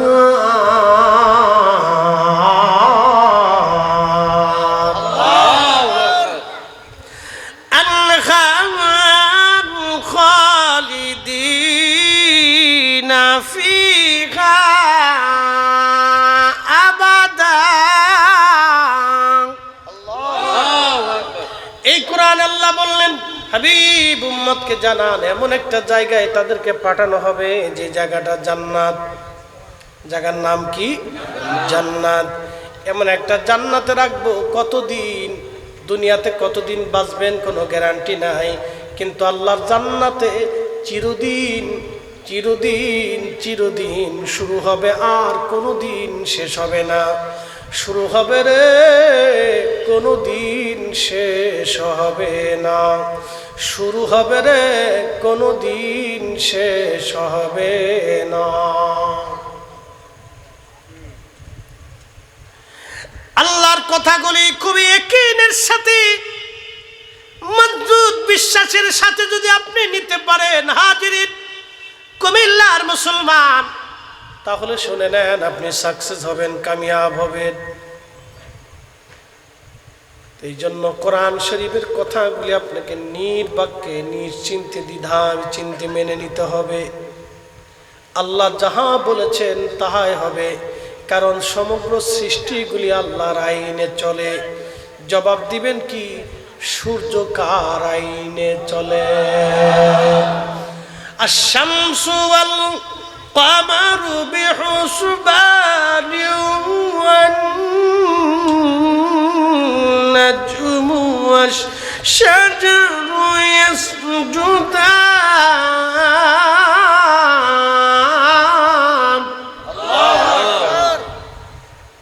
বুঝতে কি কোনো অসুবিধা হয়? তাহলে মোনাজাত কি করে দেব? কিছু সময় তো চলবে ইনশাআল্লাহ। আল্লাহ কবুল করুন, সকলে বলেন আমিন। একবারে বেশি কষ্ট দেব না, একটু বসেন, হয়ে গেছে। আমি আমার মূল কথা বলে ফেলছি, আমার যেটা বোঝানোর দরকার বুঝিয়ে ফেলছি। এখন একটু শুনে যান। সূর্য আশ-শামসু ওয়াল কামারু বিহুসবান, আল্লাহ বলতেছেন সূর্য এবং চাঁদ আমি আল্লাহর দেবার নির্দিষ্ট পথে চলতে থাকি। আমার দিকে দেখেন, আমাদের দেশে কুত্তা আছে না? বাংলাদেশে প্রত্যেক অর্থ বছরে এই খাবারের জন্য একটা বাজেট হয়, চিকিৎসা খাতে বাজেট হয়, বাণিজ্য খাতে বাজেট হয়, বিভিন্ন খাতে বাজেট হয়, যে এই খাতগুলিতে আমাদের এত টাকা বাজেট, এই বাজেটগুলি এইভাবে ব্যবহার করতে হবে। তো রব্বে কারীম আমাদের এই বাংলাদেশে কুত্তা দিছে, শিয়াল দিছে, বিলাই দিছে। আচ্ছা বলেন, ওদের জন্য কি কোনো বাজেট টাজেট আছে? হ্যাঁ, নাই। আমাদের খাদ্য অধিদপ্তর আছে, প্রত্যেক জেলাওয়ারি খাদ্য গুদাম আছে। বিশেষ প্রয়োজনে দেশের স্বার্থে এই খাদ্য গুদামগুলিতে খাদ্যজাত করা হয়। ধান, গম এগুলি এই খাদ্য গুদামের ভিতরে স্টক করে রাখা হয় বিশেষ সময়ের জন্য। কিন্তু বলেন, কুত্তা বিলাই ওদের জন্য কি কোনো গুদাম টুদাম আছে? হ্যাঁ, তাহলে ওদেরকে খাবার দেয় কে? একসাথে বলেন, আল্লাহ দেয়। আচ্ছা, সমুদ্রের ভিতরে কোটি কোটি মাছ, খাবারটা দেয় কে? তিমি মাছের প্রত্যেক দিন একটা তিমিরে 110 মণ খাবার যিনি খাওয়ান, অথচ ব্যাংক নাই, ব্যালেন্স নাই, খাদ্য গুদাম নাই, কিছু নাই। যিনি তিমি মাছরে এরকম হাজার হাজার লক্ষ লক্ষ তিমিরে আল্লাহ খাওয়ায় রাখেন, সেই আল্লাহ যিনি তিমিরে খাওয়ান, মাছেরে খাওয়ান, গাছেরে খাওয়ান, পশুরে খাওয়ান, পাখিরে খাওয়ান, মানুষরে খাওয়ান, সব সৃষ্টিতে তিনিই খাওয়ান। তাহলে সেই আল্লাহর উপরে ভরসা রেখে সুদ, ঘুষ এগুলি না খেলে কি মানুষের চলে না? কথা কন না কেন? চলে না? চলে। কিন্তু যারা খায় তারা আসলেই অরিজিনাল মানুষই না, মুসলমান পরে আসেন। কি কথা কন না কেন? ওরা মানুষই না, মুসলমান পরে আসেন। মুসলমান পরে আসেন, ও মানুষের কাতারই না, মুসলমান পরে আসেন।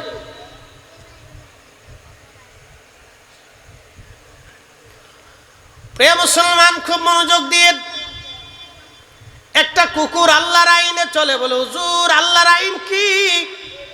এই কুত্তাটাকে আল্লাহ নিজে সৃষ্টি করে দিলেন। আল্লাহ কুত্তার একটা আইন দিয়ে দিলেন, তুমি জনগণের মধ্যে থাকবা। আপনি শিয়াল যদি যতই খাবার খাওয়ান, যতই লালন পালন করেন, শিয়াল দিয়া মুরগি পাহারা দিতে পারবেন না। কারণ শিয়াল আল্লাহর আইনে জঙ্গলে থাকে, আর কুত্তা আল্লাহর আইনে মানুষের বাড়ি ঘর পাহারা দেয়। আপনি জঙ্গলের বাঘ এনে মুরগি গরু পাহারা দেওয়াইতে পারবেন না, কারণ আল্লাহর আইনে বাঘ জঙ্গলে বসবাস করে। আর বাড়ি পাহারা দেওয়ার জন্য আল্লাহর আইনে কুত্তা বিলাই আপনার ঘরে থাকে। আপনি ইচ্ছা করলে ইঁদুর দিয়ে সুন্দর করে খাওয়াইয়া আপনার ঘর পাহারা দেওয়াইতে পারবেন না, কারণ ইঁদুররা আল্লাহ আইন দিয়ে দিছে, তুই গেরাস্তরে ওই কাইটা কুইটা খাইয়া দিয়া সাপ করে দিবি। আর আল্লাহ বিড়ালরে আইন দিয়ে দিছে, তুই ইঁদুর দাবড়াইয়া তোর তোর মালিকের বাড়ি ঘর পরিষ্কার করে রাখবি। এই কুত্তা আল্লাহর আইনে চলে, বিড়াল আল্লাহর আইনে চলে, ইঁদুর আল্লাহর আইনে চলে, বাঘ ভাল্লুক আল্লাহর আইনে চলে, সাপ বিচ্ছু আল্লাহর আইনে চলে। একমাত্র মানব জাতি আল্লাহর আইনে চলতে চায় না। ঠিক আছে কি মুরব্বীরা? সামনে মুরব্বী বসে গেছে। আপনাদের এলাকার একটা দিক খুব ভালো, বাচ্চারা সামনে বসে। একবারে এই ঢাকার এই পর থেকে শুরু হয় চট্টগ্রাম, আবার ওদিক থেকে শুরু হয় সিলেট, বাচ্চারা সামনে থাকে। একটা গুণ ভালো বলে হুজুর, কারণ কি ওরা ওয়াজ শুনলে অনেক কিছু শিখবে। এই ব্রেনটা হলো খুব ছাক্কা ব্রেন, যা শুনবে ও মগজের ভিতর ঢুকে চলে গেছে। যেমন আমরা ছোটকালে পড়ছিলাম আম পাতা জোড়া জোড়া, মারবো চাবুক সর্ব গোড়া, ওরে বুবুর শরীরে দ্বারা আসছে আমার পাগলা গোড়া, পাগলা গোড়া খেপেছে, চাবুক চুবা মেরেছে, আজও ভুলি নেই। নতুন নতুন পায়রা গুলি, ওই পারে তো ছেলে মেয়ে নাইতে নেমেছে নাকি, দুই ধারে দুই রুই কাতলা বেশি উঠেছে। কে দেখেছে দাদু দেখেছে, এখনো মনে আছে। ওই ছোটকালে পড়ছি ছাক্কা বেরেন, এখনো ভুলি নেই। এই জন্য বাচ্চাদেরকে ভালো কিছু শিখাইতে হয়। বাচ্চাদেরকে কি শিখাইতে হয়? ভালো কিছু শিখাইতে হয়। কিন্তু বড় আফসোস, আমাদের দেশের যে শিক্ষা ব্যবস্থা সমালোচনা না করলেই হয় না। এই বই টানতি টানতি মা লাগে, দাদি লাগে, শাশি লাগে, খালা লাগে, বাপ লাগে, চাচা লাগে। একটা বাচ্চা ক্লাস 1-এ পড়ার বই হলো 10টা, ওই বই টানতে টানতে মার জীবন শেষ হয়ে গেছে। কি কথা কন না কেন? ক্লাস 1-এ থাকতে, নার্সারিতে থাকতে বাচ্চার অত বই পড়াইতে হবে কেন? বাচ্চারে শিখাইতে হবে কার সাথে কেমন কথা বলতে হবে, রাস্তাতে কেমনে চলতে হবে, সালাম কালাম দিতে হবে, কেমনে খাবার টাবার খাইতে হবে, কেমনে রোড পার হতে হবে। এটা মিথ্যা বলা যাবে না, এটা অন্যায়, এটা ন্যায়। ওই ছোট্টকাল থেকে ওই বাচ্চারে ওটা শিখাইতে হবে। এত এক গাদা বই ঘাড়ের উপরে দিয়ে বাচ্চাও লড়তে পারে না, বাচ্চার মাও লড়তে পারে না।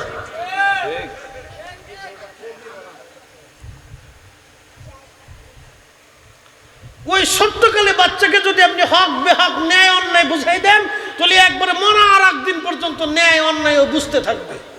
কি কথা কন না কেন? যার কারণে আমাদের দেশে ডিসি সাহেব, এসপি সাহেব, টিএনও সাহেব, অফিসার, এই বিশেষ কমপ্লিট করা সচিব সাহেব, অমুক সাহেব, তমুক সাহেব, দেখেন এত লেখাপড়া করার পরে ঘুষ খায়। এত লেখাপড়ার করার পরে কি খায়? কথা কন না, কি খায়? ঘুষ খায়। বলে কারণ কি? ওই ছোটকাল থেকে ন্যায় অন্যায় হেরে বুঝাইছে না, এই লেখাপড়া করছে। তার একই ধান্দা, আমি ওসি হব, ডিসি হব, এসপি হব, অমুক হব, তমুক হব, এরপরে হইয়া কেমনে মাই দেখাবো, ও ধান্দা।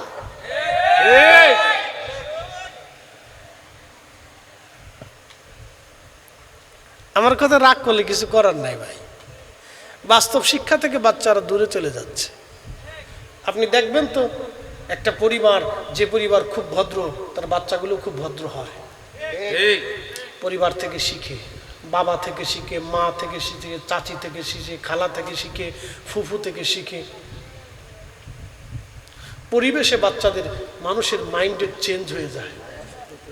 এই আপনি একটু দেখেন তো, আমেরিকাতে চলে যাবেন, ইউরোপে চলে যাবেন, কোনো খাবারে আপনি ভেজাল পাবেন না।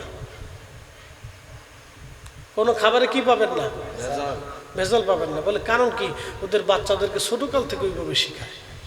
ওরা কোনো খাবারে ভেজাল দিবে না, পচে যাবে কিন্তু খাবারে ভেজাল দিবে না। আর বাংলাদেশে যা অবস্থা, ও তা বইলে লাভ নাই। টুপি মাথায় দিয়ে ফরমালিন মারতেছে। চাচা করেন কি? কয় না, ওষুধ দিতেছি। আছে, খালি আছে, বেশি আছে। কলা খাইয়ে দেখেন, কলা নিয়ে ল্যাবে টেস্ট করে দেখেন, সব কলার ভিতরেই ভেজাল। করোনা আমরা দেশে এসে ডরাই চলে গেছে, কয় না এই দেশে ঢোকার কায়দা নেই। যেভাবে ফরমালিন ঢুকে বিপদ, আমি নিজেই মরি যাবো না। এই জন্য আমাদেরকে, আমাদের বাচ্চাদেরকে ছোট কাল থেকে শিখাইতে হবে। ছোট্ট কাল থেকে বাচ্চাদেরকে শিখাইতে হবে, ওকে ন্যায় অন্যায়, এই ভালো মন্দ ওকে বুঝাইতে হবে। ছোট কাল থেকে মাইন্ডে ঢুকে গেলে এটা আর জীবনে কোনোদিন পরিবর্তন হবে না, ওইভাবেই চলতে থাকবে। কষ্ট হচ্ছে আপনাদের? একসাথে জোরে বলেন তো আল্লাহু আকবার। বুঝে যেতে হবে। এই আমার দেশে দিকে একটু ভালো করে তাকাবেন। আমাদের দেশে মানুষ বাবা মানে বৃদ্ধাশ্রমে দেওয়া শুরু করছে। আছে না বৃদ্ধাশ্রম? প্রত্যেক জেলাতে বিভাগীয় জেলা সদরগুলিতে দুই একটা বৃদ্ধাশ্রম আপনি খুঁজে পাবেন। একদিন বৃদ্ধাশ্রমে এক সাংবাদিকের সাক্ষাৎকার দেখলাম আমি। এক ভদ্রলোক, মাথায় টুপি আছে, মুখে দাঁড়িয়ে আছে, শিক্ষিত মানুষ। তিনি সাক্ষাৎকার নেওয়ার পরে তিনি আফসোস করে বললেন, আমার 4টে সন্তান, আমার 4টে সন্তান। এক সময় 4টে সন্তান আমার ঘরের মধ্যে জায়গা হয়েছে, খাবারও হয়েছে, আর আজকে 4টে সন্তানের কাছে আমি একটা বাবার জায়গা হয় না। 4টে সন্তানের ঘরে আমার খাবার হয় না। কি বুঝলেন আপনি? আমি আপনাদেরকে এখন একটা বাস্তব শোনাই। করোনার আগে হাজিরা হজে গেছেন, এটা বাস্তব, একবারেই বাস্তব হজ আমি শোনাচ্ছি, এটা বাস্তব ঘটনা। করোনার আগে তো হাজিরা হজে গেছেন। হজে যাওয়ার সময় বাংলাদেশ থেকে একটা টিম হজে পাঠাইছে, পরিচয় দিলে চিনবেন, নামও জানবেন। যিনারা নিছেন, যিনারা গেছেন, তিনারা আমার কাছে বলছেন যে হুজুর এইরকম ঘটনা একটা ঘটছে, যেটা আপনারা ওয়াজ নসিহত করেন, মানুষকে জানায়েন, একটা বাস্তব ঘটনা। তো সৌদি আরবের জেদ্দা বন্দরে বিমান ল্যান্ড করার পরে একটা কাফেলা, আর ধরেন 150 হাজি আছে ওনার কাফেলাতে, পুরো বিমানটার ভিতরে ওনার অধিক হাজি। তো উনি হজ করার জন্য বিমান জেদ্দা বন্দরে ল্যান্ড করার সাথেই 2 ভাই একসাথে হজে গেছে, 2 ভাই একসাথে চোখ অন্ধ হয়ে গেল। খুব মনোযোগ দিবেন, ওয়াজটা শেষ। মা বোন যারা আছেন তারা আমার কথাগুলি শুনবেন, একেবারে বাস্তব শোনাচ্ছি। 2 ভাই একসাথে হজে গেছে, 2 ভাই একসাথে অন্ধ হয়ে গেল। যিনি হজে নিছেন, যার মাধ্যমে হজে গেছে, তিনি চিন্তা করলেন কোনো দুর্ঘটনা ঘটতে পারে, বিমানে আসছে, ভয় টয় বা কোনো কারণে তাদের অ্যাক্সিডেন্ট হতে পারে। তো সৌদি আরবে নেওয়ার পরে, মক্কায় নেওয়ার পরে ভালো ডাক্তার দেখাইছে। ডাক্তাররা চেক আপ করার পরে দেখে চোখে রোগ নাই, কিন্তু চোখে দেখে না, কোনো রোগ নাই। তো সৌদি আরবের ভালো ডাক্তার তিনারা বলছেন না, চোখে কোনো রোগ নাই, কোনো অসুবিধা নাই, কিন্তু তারা দেখে না। তো যিনি হজে নিছেন তিনার চিন্তা হলো, হজে যেহেতু আনছি তাহলে হজ তো করাইতে হবে। তো হজ করানোর জন্য হুইল চেয়ার নিয়ে উনি বিকল্প ব্যবস্থা করছেন। মক্কাতে হজ করছেন, মদিনাতেও গেছেন। 2 ভাই হাজিদের সাথে হজ হলো। এই আপনারা শোনেন, আরাফাতের মাঠে হাজি যখন কান্না করে, সাথে সাথে আল্লাহ হাজির জীবনের গুনাহকে মাফ করে দেয়। আহা, এত দামি জায়গা আরাফাতের মাঠ। এখানে হাজি যাওয়ার পরে যখন কান্না শুরু করে, আল্লাহ সাথে সাথে হাজির জীবনের গুনাহকে মাফ করে দেয়। হাজি 2 ভাই একসাথে হজ করলেন, কিন্তু অন্ধ। আরাফাতের মাঠ দেখতে পারলেন না, মুজদালিফা নাই, মিনা নাই, জমারাত নাই, খোদার ঘর দেখতে পারলেন না, সাফা মারওয়া দেখার সুযোগ হলো না। 2টা ভাই হজ করলেন, হজ শেষ হয়ে গেল, মদিনায় রওনা হয়ে গেল। মদিনায় গেলেন, অন্ধ অবস্থায় মসজিদে নববীতে নামাজ হলো। মসজিদে নববীর ভিতরে রিয়াজুল জান্নায় গেলেন, নবীজি রওজার সামনে গেলেন, কিন্তু দেখার সৌভাগ্য হলো না। হজ শেষ করে বিমান বন্দরে আসবে, বাংলাদেশে চলে আসবে, প্যাকেজ শেষ। বিমানে ওঠার পর থেকে ঝাপসা ঝাপসা দেখা শুরু করলো। বাংলাদেশে বিমান ল্যান্ড করার পরে একেবারে চোখ পরিষ্কার হয়ে গেল, এখন আর চোখে কোনো পর্দা নাই। সব হাজিরা একসাথে গেছে, একসাথে রওনা হয়ে চলে আসছে। বাংলাদেশি এয়ারপোর্টে নামার পরে হাজিরা জিজ্ঞেস করলো, আল্লাহর বান্দারা, আমরা সবে হজ করলাম, আমাদের চোখের কারো কোনো সমস্যা নাই, কিন্তু তোমরা 2 ভাই চোখে দেখলা না। বাংলাদেশে আসার পরে আবার অটোমেটিক চোখ ভালো হয়ে গেল। কারণ কি বলবানি? তোমাদের জীবনের ভুল কি দয়া করে বলো। দুই ভাই চোখের পানি ছেড়ে দিয়ে কান্দে আর বলে, হাজিরা বুঝতে পারছি মক্কা মদিনা কেন দেখতে পারলাম না। আমরা দুইটা ভাই ধনে মানে জমিতে বাড়িতে গাড়িতে কোনো কিছু আমাদের অভাব নাই। ঢাকাতে আমাদের বাড়ি গাড়ি সব আছে, কিন্তু আমরা দুই ভাই আমরা আমাদের বিবিদের পাল্লায় পড়ে আমাদের মা এবং বাবারে বৃদ্ধাশ্রমে রাখছিলাম।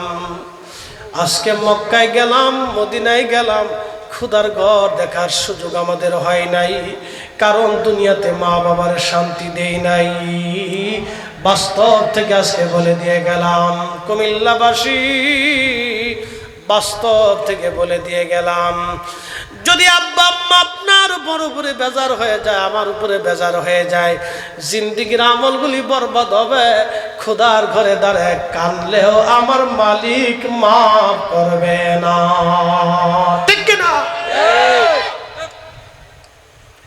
বাংলাদেশে হাজার হাজার যুবক কর্তৃক বাবা মা নির্যাতিত হয়।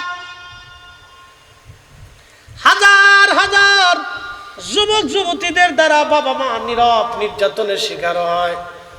যুবক আর যুবতী আপনাদেরকে বলতেছি, সাবধান, এমন অন্যায় করবেন না যে অন্যায়ের কারণে বাবা মার বদদুয়া আপনার ঘাড়ের উপরে ঘুরবে সারা জীবন। কোনোদিন সুখ পাখি খুঁজে পাবেন না, সুখ পাবেন না। কোটি কোটি টাকা হলেও শান্তি হবে না, কোটি কোটি টাকা হলেও শান্তি হবে না। আমরা আলেমদের দিকে একটু তাকাবেন, বেতন আমাদের কম, রুটি রুজি আমাদের কম। ফরিদি সাহেবের মতো সবাই বক্তা না, দামি গাড়ি বাড়িতে থাকে না। আমাদের দেশের ইমাম সাহেবদের বেতন কত? কারো বেতন 6,000, কারো বেতন 10,000। সেদিন আমার ফরিদপুরে এক মসজিদে মাহফিলে গেলাম, জিজ্ঞেস করলাম ইমামের বেতন কত? লোকেরা বলতেছে, হুজুর ইমামের বেতন মাত্র 2,000 টাকা। আমি বললাম, আপনারা বেঁচে থাকার চাইতে মরে যাওয়া অনেক ভালো। আমরা বললাম, আপনারা মানুষ কি করে হন? এতগুলি মানুষ, একজন ইমামের বেতন 2,000 টাকা দেন, লজ্জা করে না? আমি হিসাব করে বললাম, একটা বিড়ির দাম কত? লোকেরা বললো, হুজুর একটা বিড়ির দাম 10 টাকা। বললাম, একজন প্রত্যেক দিন কয়টা বিড়ি খায়? বললো 10টা বিড়ি খায়। বললাম, 10টা বিড়ি যদি খায়, প্রত্যেক দিন বিড়ির পিছনে খরচ আছে 100 টাকা। আর একজন ইমাম সাহেবের বেতন দেন 2,000 টাকা, বিড়ির পিছনে খরচা আছে মাসে 3,000 টাকা। আমি বললাম, আপনারা বেঁচে থাকার চাইতে মরে যাওয়া ভালো, কারণ আপনারা ইমামের সাথে জুলুম করতেছেন, এটাও অন্যায়। কি কথা কন না কেন? এটাও তো অন্যায়। এটা কি কমিটির তো দোষ না, দোষ হলো পাবলিকে টেয়া দেয় না। বিড়ির টাকা চলে, পানির টাকা চলে, মসজিদে মাসে 100 টাকা দিতে চায় না। কি কথা কন না কেন? 100 টাকা মসজিদে দিতে চায় না। এবার দিতে গেলে সারা বছর বাকি পড়ে যায়। ঈদের সময় তো কোনো রকম দেয়, কোনো সময় বাকি চুকি করে মাপসাপ করে দিয়ে। সে আর ইমাম সাহেবের পিছনে নামাজ পড়ে মনে করতেছে আমি বেহেশত পেয়ে গেছি। না না, ইমাম ঠকাইয়া বেহেশত যাইতে পারতেছেন না, ও চিন্তা করেন না, এটাও জুলুম, এগুলো অন্যায়। ন্যায় যেটা, এটা করতে হবে, ন্যায় সঙ্গত কাজ করে। আল্লাহ আমাদের তৌফিক দান করুন, বলেন আমিন। বেশি লম্বা করব না মোহতারাম, আমরা বিদায়ের সময় মোনাজাতের পালা চলে আসছে। মা বোনরা যারা শুনতেছেন কথাগুলি খুব মনোযোগ দিবেন। বাবা মা যদি ঘরে থাকে সম্মান করবেন, শ্বশুর শাশুড়ি যদি থাকে ইজ্জতের সাথে রাখবেন। বোন আমার, আপনাকে বলতেছি, আপনার সুন্দর এই সংসারটাকে সাজানোর জন্য ওই বৃদ্ধ এই শ্বশুর শাশুড়ি 40টা বছর পরিশ্রম করে করে রক্ত পানি করে আজকে তারা দুর্বল হয়ে গেছে। তাদেরকে সম্মান করবেন, মর্যাদার স্থানে রাখবেন। আর শ্বশুর শাশুড়িকে বলবো, যে বৌমাটা আপনার ঘরে আসছে, আপনার মেয়ের যেইভাবে মেয়েটাকে আপনি ভালোবাসেন, আপনার ওই বৌমাটাকে ওইভাবে মেয়ের মতো মনে করে তার সুখে দুঃখে আপনি তার পাশে দাঁড়াবেন। তাহলে আর সংসারে কোনো অশান্তি লাগবে না, ঝগড়া বিবাদ লাগবে না, দূরত্ব তৈরি হবে না। আর মেয়েদেরকে বলবো, আমার বোনদেরকে বলবো, মুরব্বীদের 2-1টা কথায় আপনারা মাঝে মধ্যে কর্ণপাত করবেন না, ধরবেন না, রাগ করবেন না। এটা হাসতে হাসতে উড়িয়ে দিবেন। আরে জীবনের সুখ চিনেন না, হাসতে হাসতে উড়িয়ে দিবেন। আমরা কত কথা হাসতে হাসতে উড়াই দিই। রাস্তা দিয়ে চলার সময় অনেকে অনেক কিছু বলে, হাসতে হাসতে দূর যা, ওটা কানের ভিতরেই নেই না। আমরা অনেক কথা যদি কানের ভিতরে নেই তাহলে ভেজাল হবে, জঞ্জাল হবে, মারামারি ধরাধরি হবে, রাগ হবে, ফাসাদ হবে। কি দরকার? কানে ওটা নিলামই না, চলে গেছে, শেষ। তো প্রিয় উপস্থিতি, আমার বোনদেরকে বলবো, শ্বশুর শাশুড়ির কিছু কথা থাকবে, রাগ হবে, বিরাগ থাকবে, এরকম কিছু কথা থাকবে, ওটা কানে নিবেনই না, হাসতে হাসতে উড়িয়ে দিবেন, শেষ। বুড়া মানুষ, বৃদ্ধ মানুষ বলে ফেলছে, শেষ হয়ে গেছে। আচ্ছা বলেন, মা যদি আপনাকে মারে আদালতে বিচার দিতে পারবেন? একসাথে বলেন, একসাথে বলেন। আপনি বাংলাদেশের প্রেসিডেন্ট হয়েছেন, আপনার বাপ আপনাকে জুতা দিয়ে পিটাইলো, বাংলাদেশ সুপ্রিম কোর্টে যে মামলা দিতে পারবেন? পৃথিবীর কোন আদালত আপনার মামলা নেবে? কোন সালিশ দরবার বাংলাদেশে বসবে? তো প্রেসিডেন্ট হওয়ার পরে বাপে যদি আপনার জুতা দিয়ে পিটায়, তারপরে যদি মামলা না হয়, তাহলে বুঝতে হবে দুই একটা বাড়ি খাইলে কিছু করার নাই। কি কথা কান না, চুপ থাকতে হবে, আপনাকে বুঝতে হবে। দুই একটা ধমক টমক, রাগ টাগ, এগুলি মেনে নিতে হয়। এরা আমাদেরকে রাগ করে, ধমক দেয়, আমাদের ভালোর জন্য করে। প্রিয় উপস্থিতি, ও আজ আমার শেষ মুহূর্তে দুটি কথা। পাশে ঈদগাহ, আমাদের এই মাল সম্পদ যিনি দিছেন, বলেন তো তিনি কে? অনেক খাবার আজকে আমি সাহেবে দাওয়াত যার বাড়িতে খাইছি, আমার এই ভাইটা, তেনার স্ত্রী খুব পরম যত্নে আমাদের জন্য খুব সুন্দর সুন্দর খাবারের ব্যবস্থা করছেন। আমি কিন্তু সব খেতে পারি নাই, কারণ আল্লাহর দেওয়া একটা বাজেট আমার জন্য আছে। এই বাজেটের বাহিরে একটাও অতিরিক্ত ভাতের দানা আমি খেতে পারবো না। যারা আমাদের দেশ থেকে কোটি কোটি টাকা চুরি করে বিদেশে পাচার করছে, বলে সব টাকা কি সে খেয়ে কবরে যেতে পারবে? প্রত্যেক দিন একটা করে হরিণ যদি কিনে খায়, তারপরেও কি সে পারবে? বুকা বুকা। নিজের টাকাগুলি চুরি করে সন্তানের জন্য রেখে গেল, সন্তান লাস্ট পর্যন্ত বোতল সার মুড়ি ধরে। কি সা? জোরে কর না, কি সা? বোতল সার। খেয়ে এসে বাপরে বলবে, দুলাভাই ভালো আছে, দুলাভাই। এটা সত্য কথা কন না, এটা কি যারা বলেন এটা কি? শেষ পর্যন্ত বাপ দুলাভাইয়ের খেতাব নিয়ে কবরে চলে যাবে। শান্তি নাই, কথা কন, শান্তি কেন নাই? সে অনেক গরিব মানুষের শান্তি কেড়ে নিয়ে গেছে, অনেক ভিখারির শান্তি সে কেড়ে নিয়েছে, অনেক অন্ধের চোখের পানি সে ঝরিয়েছে, যার কারণে সে ঘুমাইতে পারে না, তার ঘুম আসে না, দুই একটা বোতলে টান দিয়ে তারপরে ঘুমায়। যদি আপনি বিশ্বাস না করেন, গুলশান, বনানী, অমুক জায়গা তমুক জায়গা খোঁজ খবর নিয়ে দেখেন। কিন্তু আমরা ইমাম সাহেব শুইলেই ঘুম আসে, ফরিদি সাহেব আইসা ওই ভাইয়ের বাসায় কাজ হয়েছে, ঘুম এসে গেছে, কোনো টেনশন নেই। আমি মরলেও টেনশন নেই, বাঁচলেও টেনশন নেই। বলে হুজুর কারণ কি? আমি মরলেও টেনশন নেই, কারণ আমি এক আল্লাহতে বিশ্বাসী, আমার রসুলের বিধানে বিশ্বাসী, আল্লাহর কথাই বিশ্বাসী। মরলে মাফের একটা রাস্তা হবেই, কথা কোন ঠিক কিনা? মরার পরে এমন লোক এসে বলবে না হুজুরের কাছে লক্ষ লক্ষ টাকা পাই, আমার মাথায় বাড়ি দিছে, আমার মারছে, আমার ধরছে, আমার হক মারছে, আমার জমি নিচ্ছে, কেউ এসে বলবে না। শুধু হয়তো কেউ কবে হুজুর কিছু ওয়াজের অ্যাডভান্স নিয়েছিল, ওইটা দিয়ে দেন, আমার স্ত্রীকে বলে রাখছি দিয়ে দেবা, সুন্দর করে নোটে লেখা আছে, যা যা আছে ফোন দিয়ে সবাইকে দিয়ে দেবা, যদি না দাও তাহলে তুমি দায়ী থাকবা। কথা ক্লিয়ার, কোনো রেজাল্ট টেজাল্ট নেই আমার কাছে। এখন আমার কাছে যদি 5 বছর আগে কেউ এসে বলছে হুজুর 5 বছর আগে টাকা পাইতাম, নিয়ে যাবে, সমস্যা নেই, পাবেন, নিয়ে যাবেন। প্রিয় উপস্থিতি, পৃথিবী থেকে আমরা সবাই কবরে চলে যাব, শূন্য হাতে কেউ কিছু নিয়ে যেতে পারবো না। রিজিক আল্লাহর দেওয়া, এই জন্য আল্লাহ বললেন ওয়া আনফিকু মিম্মা রাযাকনাকুম মিন ক্বাবলি আইয়াতিয়া আহাদাকুমুল মাউত। বান্দা, তোমার মরণ আসার আগে আল্লাহর দেওয়া তোমার রিজিক থেকে তুমি আল্লাহর পথে তুমি ব্যয় করো। যদি ব্যয় না করো, ফায়াকুল রব্বি লাউলা আখরতানি ইলা আজালিন করিব। দুনিয়ার ভিতরে দুনিয়ার রুটি রুজি থেকে যারা আল্লাহর পথে ব্যয় করে না, খরচা করে না, কিপন কিপটে যারা জমা জমা করে রেখে দিয়ে চলে যায়, আমার রব বলতেছেন, হে আমার বান্দা শোনো শোনো, কিয়ামতের ময়দানে ওরগুলি হাতের গোশতগুলি কামড়ায়া কামড়ায় টেনে টেনে টেনে টেনে ছিঁড়ে ফেলবে আর বলবে ফায়াকুল রব্বি, ও আমার রব লাউলা আখারতানি ইলা আজালিন করিব, আমাদেরকে আবার দুনিয়াতে পাঠান, আবার দুনিয়াতে পাঠান, আবার পাঠান, ফাআসসাদাকা, বেশি বেশি করে সদকা দিব, ওয়া আকুম মিনাস সলিহিন, নেককারদের অন্তর্ভুক্ত হয়ে যাব।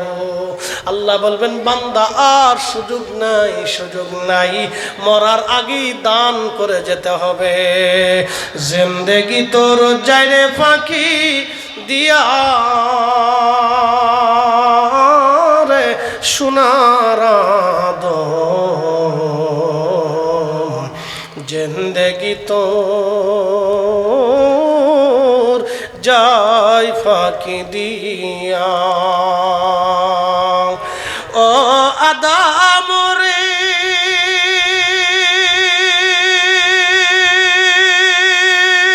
পাগ ধরিয়া গেছে দাড়ি, দন্ত আছে গোটা চারি, সমন জারি গিয়াছে করিয়ারে সোনার আদম, জিন্দেগি তোর যাই ফাঁকি। ও আদম রে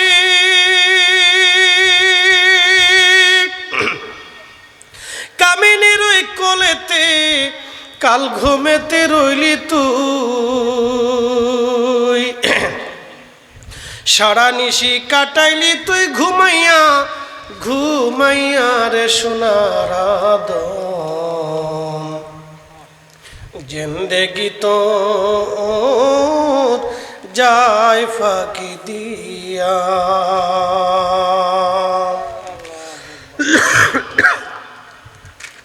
অতএব আমরা অল্প সময়ের জন্য আসছি,